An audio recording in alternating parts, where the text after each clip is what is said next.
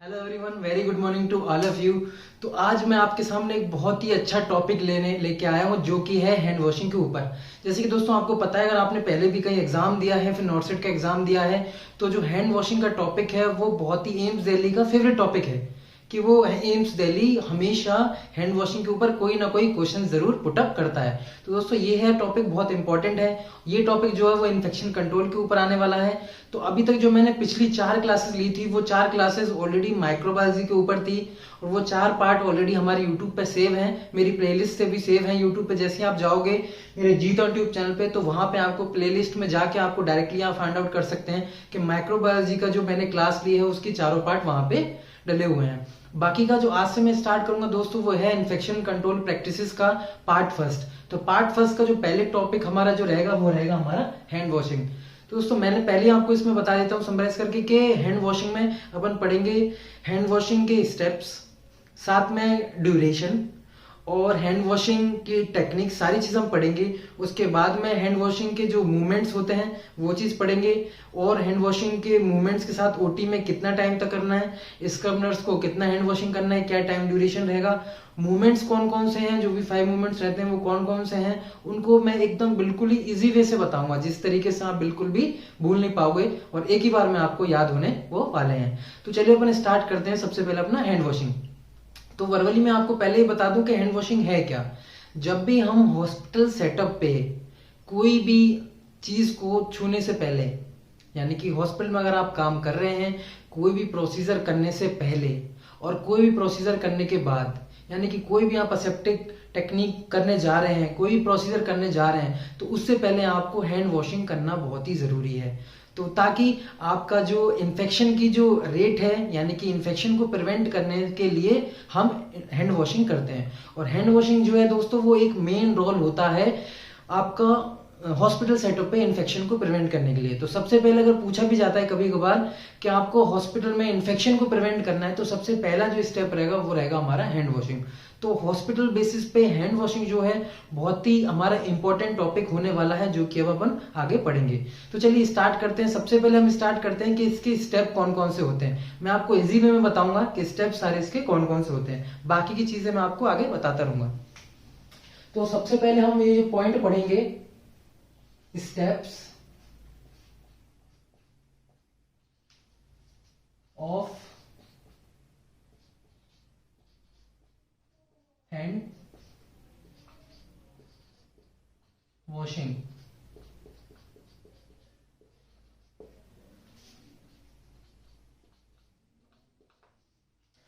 तो दोस्तों steps of hand washing तो मैंने लिख दिया, लेकिन उससे पहले मैं आपको ये भी बता दूं कि स्टेप्स हमारे होते कितने हैं। क्योंकि कभी कभार क्या होता है, अपन घर में हाथ अलग तरीके से धोते हैं और हॉस्पिटल सेटअप पे हम लोग हाथ अलग तरीके से धोते हैं। तो जो हॉस्पिटल सेटअप पे हाथ धोना है उसी को हम लोग इन्फेक्शन से प्रिवेंट होने के लिए अपने हैंड वॉशिंग को, मतलब अपना हैंड जो है वो वॉश करते हैं। ये नहीं कि आप घर पे किस तरीके से हाथ धोते हैं उससे कोई मायने नहीं रखता, लेकिन आपको हॉस्पिटल में बहुत सारे इन्फेक्शंस आपके हाथों में लगे रहते हैं, तो उस चीज को अपन को प्रिवेंट करना, ताकि आप अपने हाथों में इन्फेक्शन ले जाके किसी दूसरे पेशेंट को ना दे दें, उससे बचने के लिए अपन हैंड वॉशिंग करते हैं। तो दोस्तों इसके जो हैंड वॉशिंग के स्टेप रहते हैं वो 7 स्टेप रहते हैं। मैं आपको 1 बाई 1 करके भी बताऊंगा और बहुत ही इजी वे में आपको बताऊंगा किस तरीके से आपको करना है। बाकी आप अपनी तरफ से लिख सकते हैं, मैं आपको बोल के बता रहा हूँ इंग्लिश में और डेमो करके दिखाऊंगा अपने हाथों के साथ में। बाकी आप जिसको भी लिखना है वो साथ के साथ लिख सकता है, या फिर मैं जब भी बोलूँ फर्स्ट स्टेप, तो फर्स्ट स्टेप आपको सुनना है पहले, फिर आपको वीडियो पॉज करके लिखना है। तो सारे में पॉसिबल नहीं हो कि मैं यहाँ पे लिखूं, मैं जैसा बोलता हूँ वैसा आप नोट कर लीजिए। बाकी की आप इसमें मैं आपको एक अलग से इमेज भी प्रोवाइड करा दूंगा, तो उस तरीके से आप उसमें ऑलरेडी भी देख सकते हैं। मैं अपनी कम्युनिटी पोस्ट पे और यूट्यूब पे एक इमेज भी आपको भेज दूंगा, या फिर मेरा जो यूट्यूब चैनल के साथ मेरा एक इंस्टाग्राम का चैनल भी है नर्सिंग ऑफिसर्स हब के नाम से, तो मैं वहां पे भी पोस्ट में प्रोवाइड करा दूंगा, उस तरीके से आप नोट कर सकते हैं। तो दोस्तों जो इसका पहला स्टेप रहेगा, सबसे पहले मैं आपको ऑलरेडी बता दिया हूं कि इसके जो स्टेप रहने वाले हैं वो 7 स्टेप्स होंगे। तो दोस्तों ये मैं नहीं कह रहा हूं कि 7 स्टेप्स होंगे, ये ऑलरेडी WHO यानी कि वर्ल्ड हेल्थ ऑर्गेनाइजेशन, WHO ने ऑलरेडी बोल दिया कि जो स्टेप होंगे हैंड वॉशिंग के वो कितने होंगे, 7 होंगे। कभी कभार आप सुनते होंगे स्टेप जो है वो कभी 12 हैं, कभी 10 हैं। अलग हॉस्पिटल्स में कभी आपने देखेंगे 10 हैं, कभी 12 हैं। लेकिन जो NABH का हॉस्पिटल रहेगा ना, national accreditation board for hospitals and health care workers, जो भी NABH के अंडर काम कर रहा होगा हॉस्पिटल, उसमें जो मेन स्टेप होते हैं दोस्तों वो 7 ही रहते हैं। अब आप स्टेप को उसमें काउंट नहीं करेंगे। जैसे कोई बोलता है अभी कि स्टेप जो है सर टैप हमने खोला, साथ में टॉवल से पूछा, तो भी सर उसमें स्टेप काउंट होगा। लेकिन नहीं, जब अपन स्टेप चालू करेंगे वो सिर्फ अपने हैंड से स्टार्ट करेंगे। ये नहीं कि आपने सोप ले लिया, आपने टैप को ओपन किया, वो स्टेप में काउंट नहीं होगा। तो जो हमारे मेन जो स्टेप्स हैं वो कितने हैं? 7 स्टेप्स, और आपको 7 स्टेप्स ही याद करने हैं।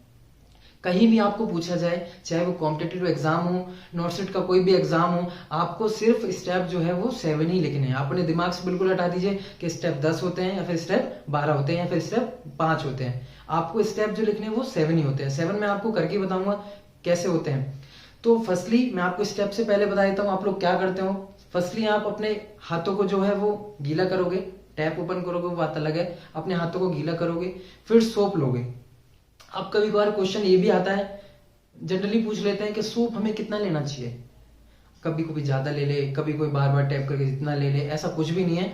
आपके जो पाम में इतने में आ जाए उतना ही सोप लेना है आपको, सफिशिएंट। ये नहीं है कि आपने ज्यादा ले लिया। 3 ml भी आपके लिए काफी है अगर आप अच्छा आप सोप सोल्यूशन यूज करते हैं तो। बाकी क्या करने के बाद आप क्या करेंगे, सबसे पहला जो स्टेप है वो मैं आपको बता देता हूं। उससे पहले आपको एक और चीज बता देता हूं जो मेन है, कि आप जब भी हैंड वॉशिंग करेंगे उससे पहले आपके हाथों में कोई भी ऑर्नामेंट्स नहीं होने चाहिए, वॉच भी नहीं होनी चाहिए।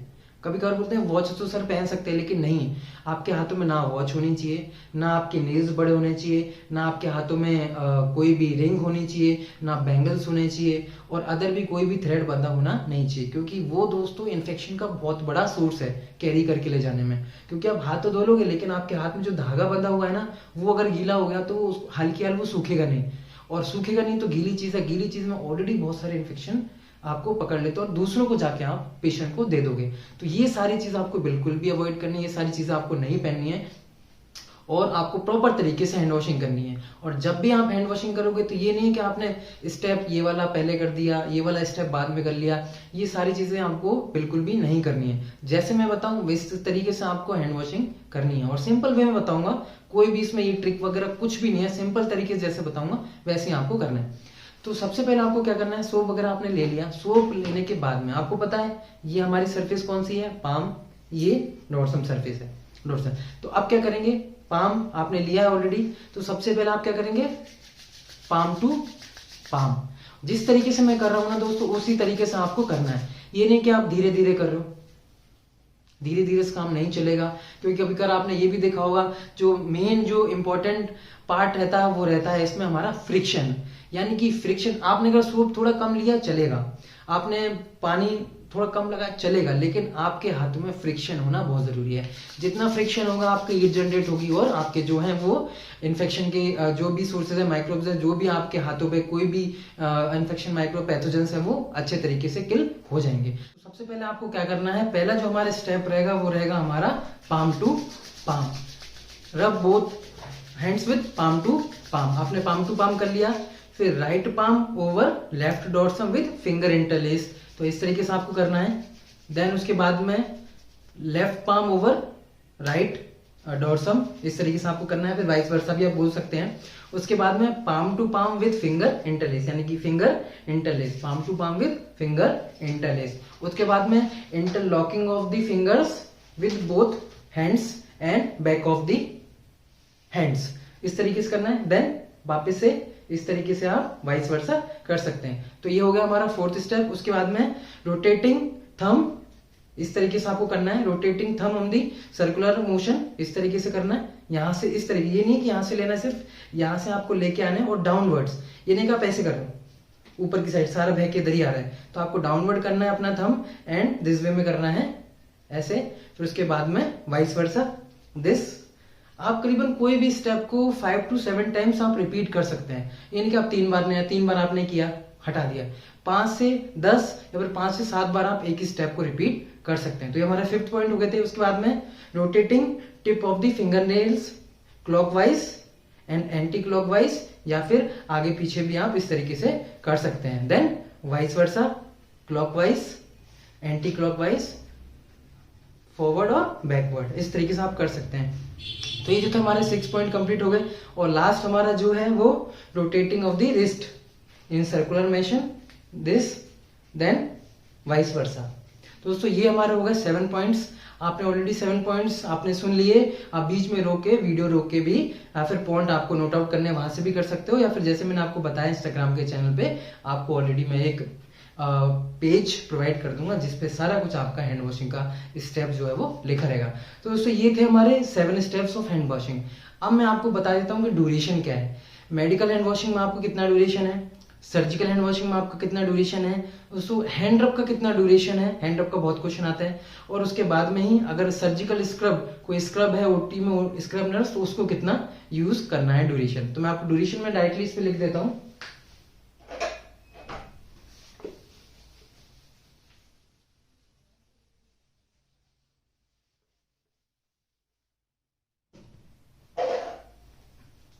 तो हैंड वॉशिंग का जो ड्यूरेशन रहेगा किसका, मेडिकल हैंड वॉशिंग का,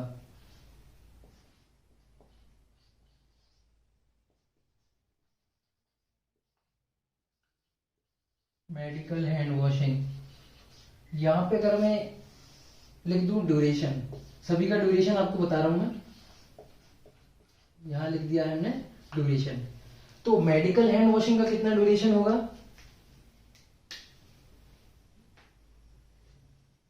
ये रहेगा आपका 40 से 60 second with soap and water. तो 40 से 60 सेकेंड सोप और वाटर के साथ में। और अब बात करूं मैं सर्जिकल हैंड वॉशिंग। तो सर्जिकल हैंड वॉशिंग का रहेगा यहां पे 3 से 5 मिनट। और मैं बात करूं अब ओटी स्क्रब, ओटी में स्क्रब का कितना ड्यूरेशन रहेगा, तो वो रहेगा यहां पे पूरे 10 मिनट। और मैं अगर इधर बात करूं कि हैंड रब का ड्यूरेशन कितना रहेगा, हैंड रब, तो हैंड रब का रहेगा 20 से 30 सेकेंड। दोस्तों ये जो है वो ड्यूरेशन है मेडिकल हैंड वॉशिंग का 40 से 60 second with soap and water, surgical का 3 से 5 मिनट, ओटी स्क्रब का 10 मिनट। ये दोस्तों यहाँ पे जो स्क्रब लिख रहे हैं यहाँ पे आप betadine, firstly soap and water then betadine से भी आप यहाँ पे स्क्रब कर सकते हैं। तो 10 मिनट तक आपको करना ही करना है एटलीस्ट। और हैंड रब करेंगे तो 20 से 30 सेकेंड। आप ऑलरेडी आप देख लो जिस भी हैंड रब का मेन जो हॉस्पिटल में यूज होते हैं उस हैंड रब पे भी लिखा हुआ है पीछे रिकमेंड की 20 to 30 सेकेंड आपको हैंड रब जो है वो करना है। और WHO भी यही रिकमेंड करता है कि आपको 20 से 30 सेकेंड के लिए हैंड रब करना है। बाकी का ये जो सारा था ये आपका हैंड वॉशिंग पूरा था। उसमें हैंड वॉशिंग में आपका ड्यूरेशन था वो सारा मैंने आपको बता दिया। लेकिन हैंड वॉशिंग के साथ साथ हैंड वॉशिंग के मूवमेंट्स, स्टेप्स के साथ साथ मूवमेंट्स कौन कौन से होते हैं। अभी कोई पूछे मेरे को, जब मैं हॉस्पिटल में काम करता था तो as a infection control nurse मेरे से एक स्टूडेंट ने पुटअप किया है कि स्टाफ नर्स ने कि सर हम कब कब करें। ऐसा तो नहीं है सर हम यहाँ आ गए ये चीज हमने छुई हम हैंड वॉशिंग करने लग जाएं, ये चीज हमने वहां से उठाई हम हैंड वॉशिंग करने लग जाएं। अब 40 से 60 सेकंड अगर कोई हैंड वॉशिंग ही करेगा तो पूरे 1 मिनट हैंड वॉशिंग करा तो उसने पता नहीं पूरे 6 घंटे में कितनी चीज उठाई, तो वो 2 घंटे 3 घंटे तक हैंड वॉशिंग तो करेगा नहीं। मैंने कहा बिल्कुल करेक्ट है, ये सही बात है। तो मैं आपको पूरे मूवमेंट्स बताऊंगा यानी कि कब कब आपको करना है। तो वो चीज बहुत जरूरी है। ये नहीं कि आप कुछ भी करने लग जाओ, आपने इधर से उधर आप चेयर इधर करी आप हैंड वॉशिंग करने लग गए, ऐसा बिल्कुल भी नहीं करना है। तो क्या इसके मूवमेंट्स रहेंगे वो मैं आपको इसमें आगे बता देता हूँ। तो मूवमेंट्स क्या रहने वाले हैं ये दोस्तों, किसी को स्क्रीनशॉट लेना है या फिर नोट डाउन करना है वो पहले कर लो, उसके बाद में मैं आपको बता देता हूं।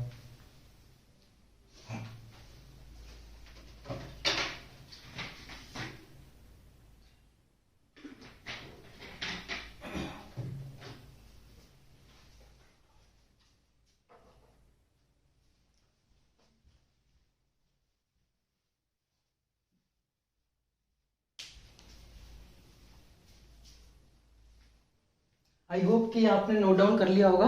बाकी का स्क्रीनशॉट लेना है तो आप वीडियो को ऑलरेडी पीछे जाके बैक करके आप सारा कुछ देख सकते हैं। बाकी का मैं बात करता हूँ कि स्टेप्स हो गए, बाकी की बात करता हूँ मूवमेंट्स क्या क्या होने वाले हैं।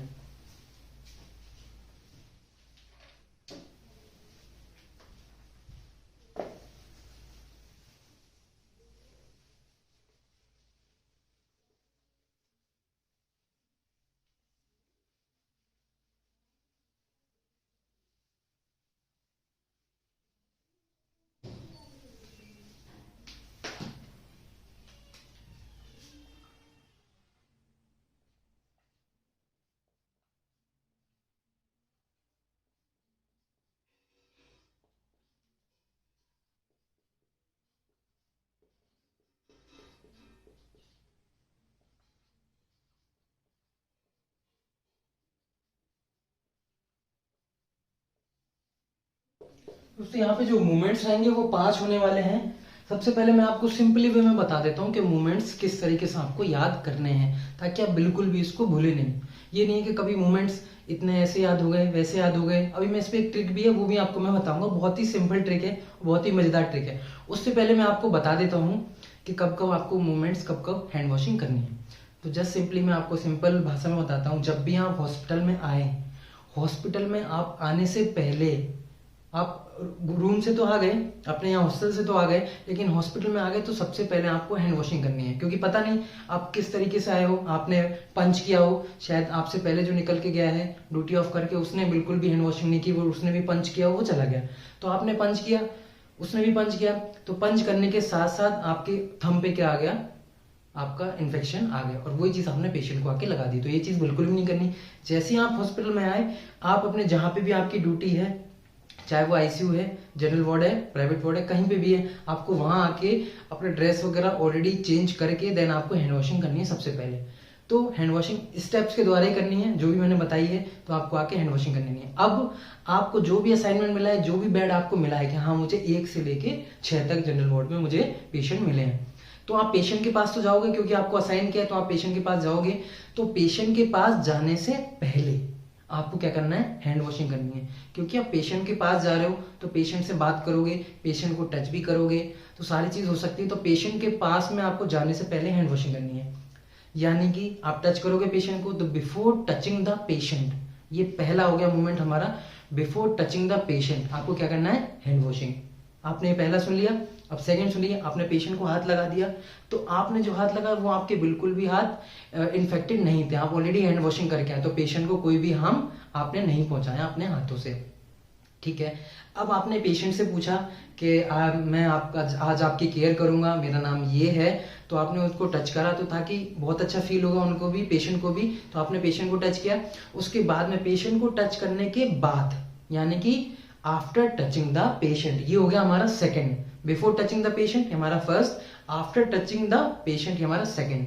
तो पेशेंट को आपने टच कर दिया, उसके बाद आप आए तो आपने हैंड वॉशिंग की, ताकि पेशेंट को जो आप टच करके आओ, अगर पेशेंट के भी हाथों पे अगर कहीं भी उनके हाथ इन्फेक्टेड है, तो वो हाथ आप और जगह लाके ना लगा दो आपकी फाइल्स वगैरह में। तो आपने आके क्या कर लिया, हैंड वॉशिंग करनी। First before touching the patient, second after touching the patient. Simply way में आपको याद हो रहा है। उसके बाद में अब मानिए आप पेशेंट के पास में, पेशेंट ने बेल बजाई, आप पेशेंट के पास में गए, ऑलरेडी आप गए, तो ऑलरेडी हैंड वॉश करके गए होगे जैसे मैंने आपको बताया। तो पेशेंट ने बोला कि सिस्टर नर्स या स्टाफ ब्रदर मुझे वो चीज प्रोवाइड करा दो, या फिर आप ये आईवी जो चल रही है, आईवी बोतल ये फिनिश हो गई है, इसको बंद कर दो। ठीक है। तो आपको क्या करना है, आपने आईवी बोतल जो चल रही थी आपने उसको बंद कर दिया। अब आपने बंद कर दिया, तो आपने बंद किया, तो आपने क्या, वहां की सराउंडिंग्स की क्या है, सरफेस को टच कर लिया। तो सराउंडिंग जो है सरफेस, वो भी ऑलरेडी इन्फेक्टेड हो सकती है, क्योंकि आप हॉस्पिटल्स में काम कर रहे हो। तो after touching the patient surrounding, ध्यान दीजिएगा, after touching the patient surrounding, यानी कि जो पेशेंट के सराउंडिंग आपने चीजें जो भी है उसको टच करने के बाद में, क्योंकि वो इन्फेक्टेड हो सकती हैं। अगर फिर आपने नहीं की तो ऑलरेडी आप फिर से फाइल में लगा दोगे अपने हाथ। तो 3 हो गए, before touching the patient, after touching the patient, और after touching the patient's surrounding. चलो ठीक है। अब जो फोर्थ पॉइंट है हमारा, बहुत ही महत्वपूर्ण है, before doing any aseptic procedure, यानी कि आप कोई भी प्रोसीजर करने जा रहे हैं जो बिल्कुल ही स्टाइल है, उसको करने से पहले आपको क्या करना है, हैंड वॉशिंग करना है। अगर वो आपने नहीं की, मान के चलिए आप पेशेंट को कैथराइजेशन करने जा रहे हो, पेशेंट को फॉलिस कैथ डालने जा रहे हो, अगर आपने हैंड वॉशिंग प्रॉपर नहीं की तो पेशेंट को क्या हो सकता है, आपके जो हाथों में इकोलाई है, जो भी आपके बैक्टीरियाज हैं वो पेशेंट को लग सकते हैं और पेशेंट में हो सकता है आपका यूटीआई। तो इस तरीके से आपको कोई भी स्टाइल प्रोसीजर करने से पहले, सेप्टिक प्रोसीजर करने से पहले आपको क्या करना है, हैंड वॉशिंग करना है। तो फोर्थ हो गए। अब जो हमारा फिफ्थ है, ऑलरेडी आपको पता है, अब आपने पहले किए हैं, तो ऑलरेडी कोई भी प्रोसीजर करने के बाद में आपको क्या करना है, हैंड वॉशिंग करनी है।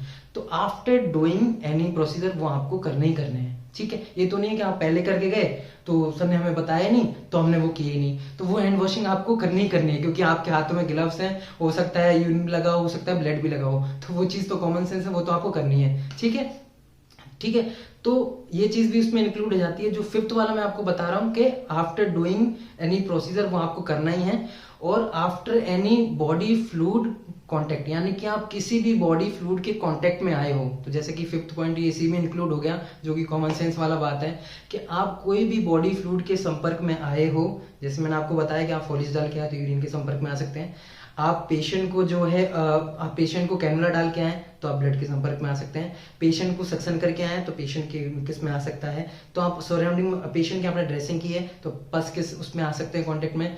तो after contact any blood and body fluid, तो सिंपली आप पांचवा पॉइंट ऐसे भी लिख सकते हैं कि after any exposure of blood and body products, ठीक है। तो after any blood and body products में आप कोई भी जो आपने करके आए हो उसके बाद में आपको हैंड वॉशिंग करना बहुत जरूरी है।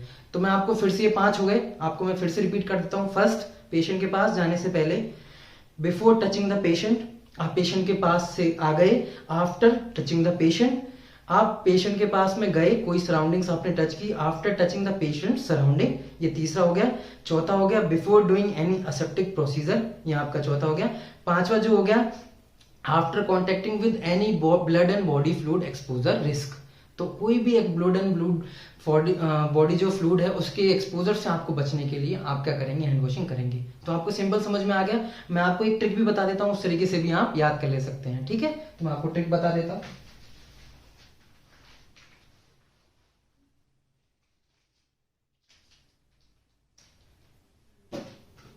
कभी कभार इसकी एक ट्रिक भी है, सिंपल सी ट्रिक है, मैं आपको ट्रिक बता देता हूं।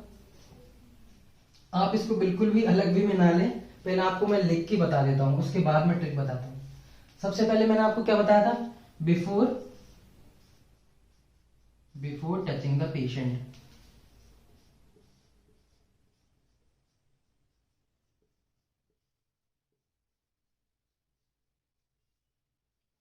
ठीक है, ये पहला हो गया। सेकंड,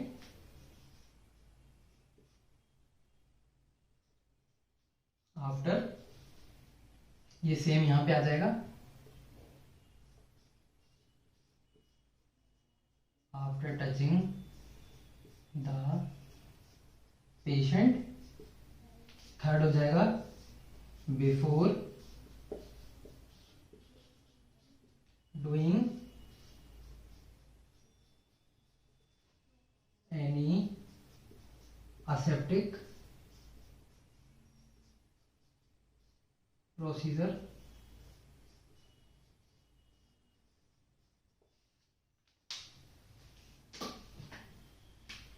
फोर्थ,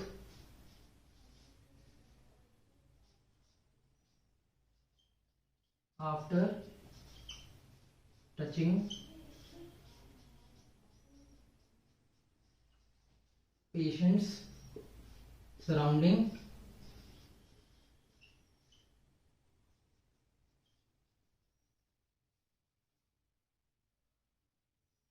ठीक है। और लास्ट वन हमारा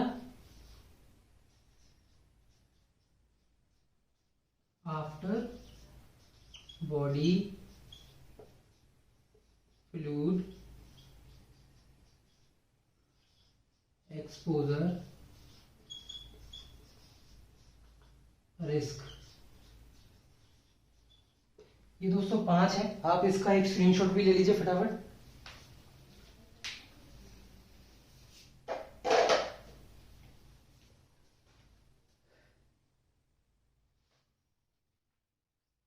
ठीक है, तो फर्स्ट मैं फिर से रिपीट कर देता हूं। Before touching the patient, after touching the patient, before doing any aseptic procedure, after touching patient surrounding और after body fluid exposure risk. तो आप इस तरीके से भी याद कर सकते हैं। बाकी की मैं आपको एक ट्रिक भी बता देता हूं। ट्रिक जो रहेगी, बहुत सारे बच्चे ये भी बोलते हैं कि सर इस तरीके से भी हम याद कर सकते हैं। किस तरीके से? पहला आप देखना, इसमें बी आता है, बी, तो 2 बी हमने लिख लिए, ए देन ए। तो स्टूडेंट से ही मैं सीखा हूं ये ट्रिक को। बताते हैं कि सर 2 बिफोर हैं और सर 3 आफ्टर हैं। इस तरीके से हम भी याद कर सकते हैं। लेकिन जो मैंने ट्रिक बताई है, काफी बच्चे उसको भी याद करते हैं कि सर इस तरीके से अगर हम इमेजिन करेंगे, पेशेंट के पास गए, आए, देन बेल बंद करी, देन कोई प्रोसीजर करने से पहले, प्रोसीजर के बाद में, तो ये भी एक सिंपल ट्रिक है। बाकी 2 सर बिफोर है, 3 आफ्टर है। और अगर उसको भी याद नहीं हो रहा हो तो सिंपल वे में किस तरीके से भी याद कर सकते हैं, सर 2 तो बीवी हैं और 3 तो सर आदमी हैं। ठीक है, तो 1 बीवी, 2 बीवी, 1 आदमी, 2 आदमी, 3 आदमी। तो इस तरीके से हम याद कर सकते हैं कि सर 2 बीवी हैं, 3 आदमी हैं। तो आप जैसे भी आपको याद करना है आप याद करो, लेकिन याद आपको यही होनी चाहिए। ये नहीं कि आप ए से कुछ और बना दिया, बी से कोई और बना दिया। आपको जो सिंपल है वो यही याद करना है कि सर 2 बिफोर हैं, 3 आफ्टर हैं। तो इस तरीके से 2 बीवी एंड 3 आदमी, इस तरीके से भी आप याद कर सकते हैं। तो दोस्तों ये बहुत ही सिंपल तरीके से मैंने आपको बताया। अगर आपको ये वीडियो अच्छी लगी हो तो कृपया इसको लाइक करिएगा। साथ में हमारा जीतन ट्यूब चैनल है, प्लीज इसको सब्सक्राइब भी कर दीजिएगा, ताकि ऐसी मजेदार ट्रिक के साथ नोटिफिकेशंस आपको मिलती रहे। हमारी कौन सी क्लास है अगली, उसकी शेड्यूल आपको ऑलरेडी मिलता रहे, ताकि आप कोई भी नोटिफिकेशन हमारे जीतन ट्यूब चैनल के माध्यम से बिल्कुल भी मिस ना कर पाए। इसको सब्सक्राइब करके आप साइड में एक बेल आइकन को भी प्रेस करना है और ऑल पे आपको क्या करना है, नोटिफिकेशंस पे टिक करना है, ताकि नोटिफिकेशंस आप पे आती रहे। वरना आप सब्सक्राइब करोगे तो नोटिफिकेशंस वगैरह आपको नहीं आएंगे, तो पता भी नहीं चलेगा हमारा क्या इसका शेड्यूल है। तो इस तरीके से आपको करना है। बाकी की और भी हम लोग आगे वीडियोस लेके आए हैं। तो ये इन्फेक्शन कंट्रोल की पहली क्लास थी। बाकी की इन्फेक्शन कंट्रोल बहुत ही मेजर रोल प्ले करता है हमारे पूरे हॉस्पिटल में। आप कहीं भी जाओगे, चाहे वो प्राइवेट हॉस्पिटल क्यों ना हो जहां आप काम कर रहे होंगे ऑलरेडी, या फिर सरकारी हॉस्पिटल क्यों ना हो, हमारे एक इन्फेक्शन कंट्रोल जो है बहुत बड़ा मेजर पार्ट रोल प्ले करता है, क्योंकि वहां पे इन्फेक्शन को हमें प्रिवेंट करना होता है। तो इस तरीके से आप लोग यहाँ पे हैंड वॉशिंग तो आपको बिल्कुल समझ में आ गई होगी, आई होप सो। कोई भी डाउट है तो आप प्लीज कमेंट बॉक्स में जरूर पूछा करिए, ताकि हम हर एक कमेंट का जो है रिप्लाई करें और आपको कोई भी डाउट ना हो। तो दोस्तों ये और भी कैंडिडेट और भी स्टाफ तक ये पहुंच जानी चाहिए वीडियो, तो उसके लिए आपको क्या है, शेयर करना पड़ेगा। तो इसको शेयर कर दीजिए। बाकी की ऐसी मजेदार वीडियो ट्रिक के साथ हम लोग आगे लाते रहेंगे। तो दोस्तों ये मेरी वीडियो देखने के लिए आपका बहुत ही धन्यवाद।